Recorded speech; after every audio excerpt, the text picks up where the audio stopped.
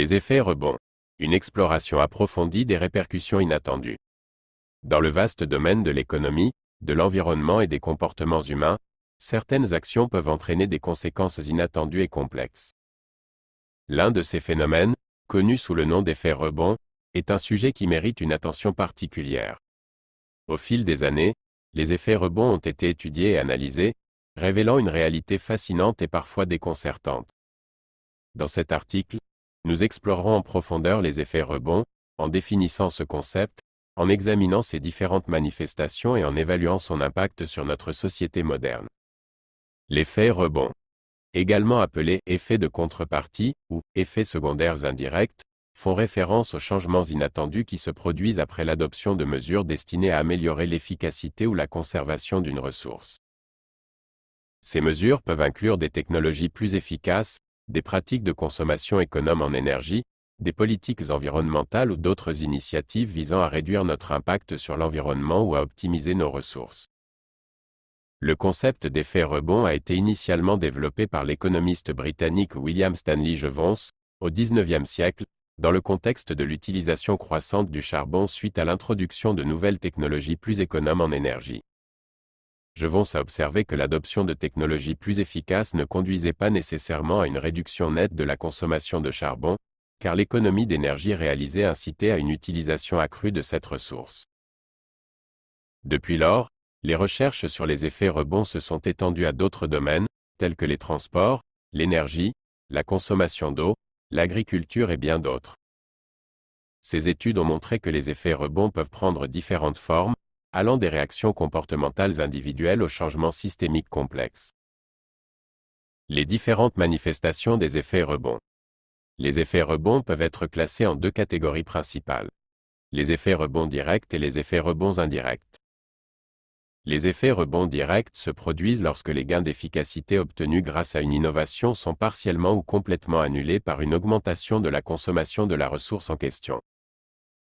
Par exemple, l'achat d'une voiture plus économe en carburant peut inciter le propriétaire à conduire davantage, annulant ainsi une partie des économies réalisées. D'autre part, les effets rebonds indirects se produisent lorsque les économies réalisées grâce à une innovation sont réinvesties dans d'autres activités qui consomment également des ressources.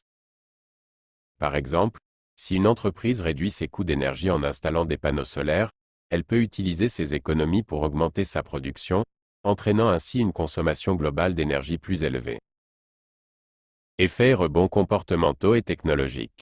Les effets rebonds peuvent également être distingués en fonction de leur origine, qu'elle soit comportementale ou technologique.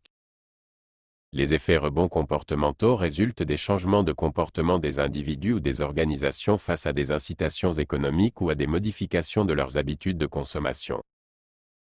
Par exemple, si le prix de l'électricité baisse, les individus peuvent être incités à utiliser davantage d'appareils énergivores.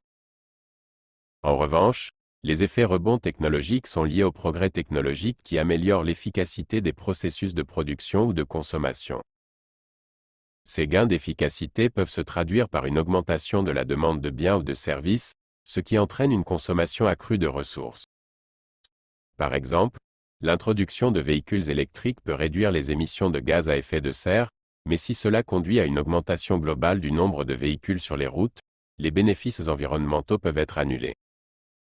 Les effets rebonds peuvent avoir des conséquences significatives sur notre société moderne, tant sur le plan économique qu'environnemental. Leur compréhension et leur gestion appropriée sont essentielles pour atteindre nos objectifs de durabilité et d'efficacité.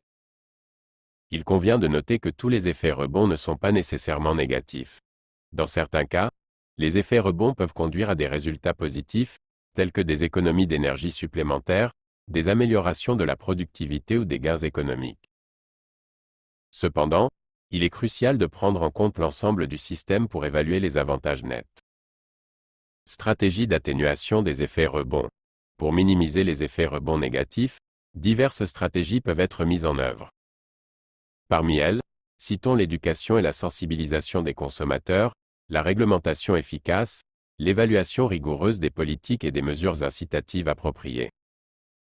En combinant ces approches, il est possible de limiter les conséquences involontaires des actions visant à promouvoir l'efficacité et la durabilité.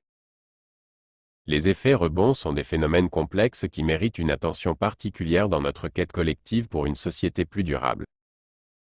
Leur compréhension nous permet de mieux anticiper et de mieux gérer les conséquences inattendues de nos actions. En étudiant les différentes manifestations des effets rebonds et en mettant en place des stratégies appropriées, nous pouvons progresser vers un avenir où les progrès technologiques et les pratiques durables coexistent harmonieusement.